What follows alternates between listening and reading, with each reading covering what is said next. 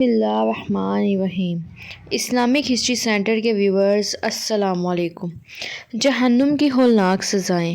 حضور پاک صلی اللہ علیہ وآلہ وسلم فجر کی نماز کے بعد صحابہ کرام سے دریافت فرما لیا کرتے تھے کہ تم میں سے کسی نے کوئی خواب دیکھا ہے؟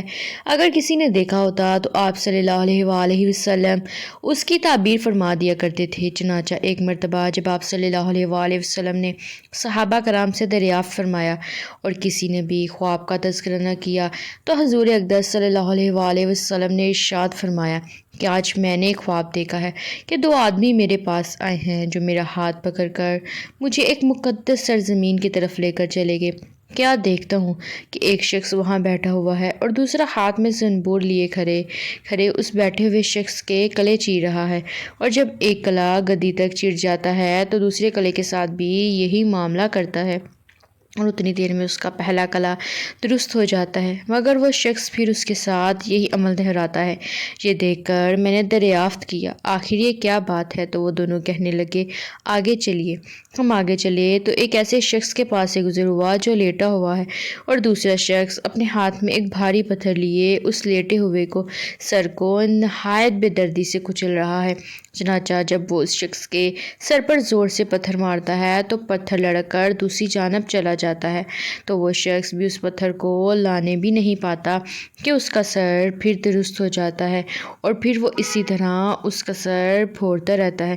یہ ماجرا دیکھ کر میں نے دریافت کیا کہ یہ کیا قصہ ہے؟ تو وہ آدمی کہنے لگے آگے چلیے۔ جب آگے چل کر ہم ایسے غار پر پہنچے جو تندور کی طرح اندر سے کشادہ تھا اور اوپر سے تنگ، جس میں آگ دہک رہی تھی اور بہت سے مرد و عورت اس میں پڑے تھے۔ جب آگ کے شعلے بلند ہوتے تھے تو وہ سب اوپر اٹھتے اور نکلنے کے قریب ہو جاتے، اور جب آگ نیچے بیٹھتی تو اس کے ساتھ نیچے چلے جاتے تھے۔ یہ دیکھ کر میں نے معلوم کیا کہ یہ کیا معاملہ ہے، تو وہ کہنے لگے آگے چلیے۔ آگے چل کر ہم نے دیکھا ایک خون کی نہر میں ایک شخص کھڑا ہے اور دوسرا شخص نہر کے کنارے پر کھڑا ہے جس کے سامنے بہت سے پتھر پڑے ہیں۔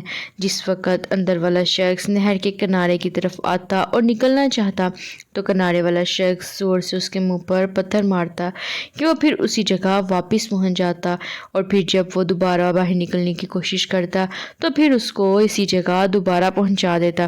اس حال کو میں نے معلوم کرنا چاہا تو وہ دونوں کہنے لگے کہ آگے چلیے۔ آگے چل کر ہم ایک ایسے سرسبز و شاداب باغ میں پہنچے جس میں ایک بہت بڑے درخت کے نیچے ایک بوڑھا آدمی اور بہت سے بچے بیٹھے ہیں۔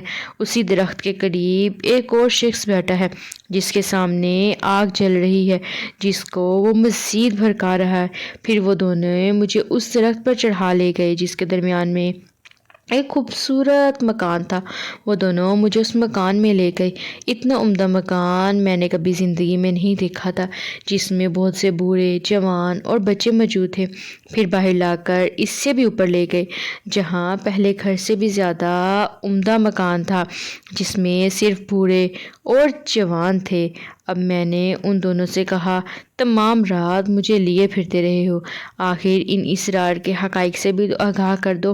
جب انہوں نے بتایا کہ جس شخص کے کلے چیرے جا رہے تھے وہ جھوٹا شخص ہے جس کی جھوٹی باتیں دنیا میں مشہور ہو جاتی تھی، قیامت تک وہ اسی سزا میں مبتلا رہے گا، اور جس کا سر پھوڑا جا رہا تھا وہ ایسا شخص ہے جس کو اللہ تعالیٰ نے علم قرآن عطا فرمایا مگر رات کو غافل ہو کر سوتا رہا تھا اور دن کو اس پر عمل نہ کرتا تھا۔ قیامت تک وہ اس عذاب میں مبتلا رہے گا، اور آگ کے گارے میں زناکار پڑے ہیں اور خون کی نہر میں سود خور ہیں۔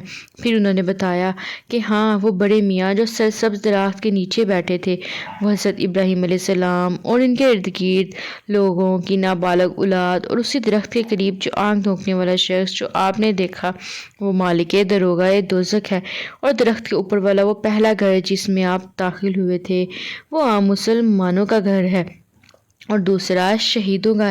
پھر فرمانے لگے ہم دونوں آدمیوں میں سے میں جبرائیل علیہ السلام ہوں اور یہ میکائیل ہیں۔ اس کے بعد کہنے لگے ذرا سر اوپر اٹھائیں۔ میں نے سر اٹھا کر دیکھا تو میرے اوپر سفید بادل مجھے نظر آیا۔ وہ کہنے لگے یہ آپ کا گھر ہے۔ اس پر میں نے کہا تو مجھے چھوڑو، میں اپنے گھر میں داخل ہو جاؤں۔ اس پر انہوں نے کہا نہیں، ابھی آپ کی عمر پوری نہیں ہوئی، اگر آپ کی عمر پوری ہو چکی ہوتی تو آپ ابھی چلے جاتے۔